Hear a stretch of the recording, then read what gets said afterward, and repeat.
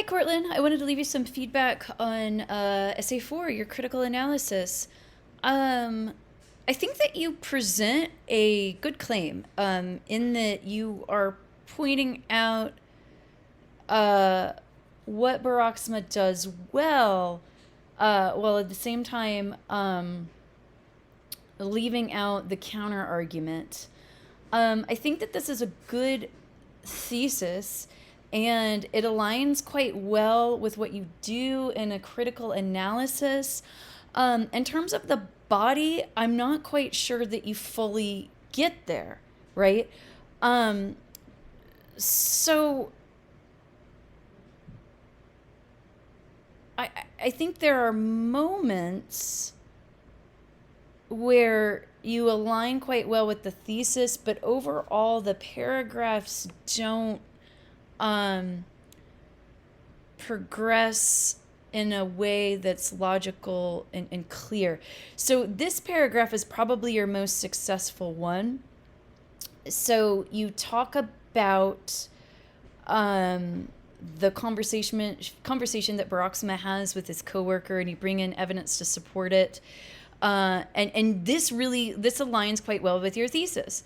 And you have a good explanation of how Baroxma could have pushed this further.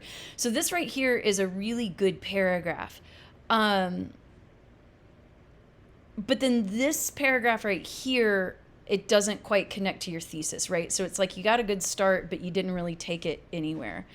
And then this discussion here about his audience, I'm not quite sure how it relates to your thesis as well, right? So this is another place that I when I read your thesis and I read this paragraph, I was like, okay, we're headed off in a good direction. And then I got to these two places and I'm like, we shot somewhere else.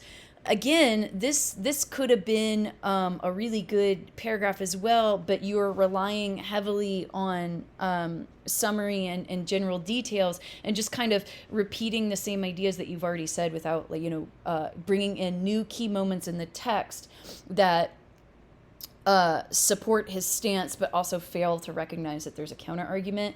So essentially, what you did in this body paragraph, I would look for other moments in the text where you could apply the same analysis and essentially repeat that in these other areas.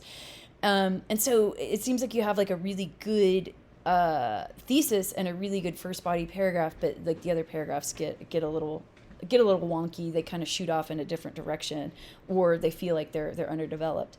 Your bibliographic entry looks pretty good. Make certain to include the magazine title as well in italics, which is Newsweek. And one minor thing, you've got a point of view shift in your thesis statement. But it's important because you seem to be discussing students, so you don't want to switch over to the second person you here. So I think it could have gotten there. It just needs really another round of revision. Okay, thanks.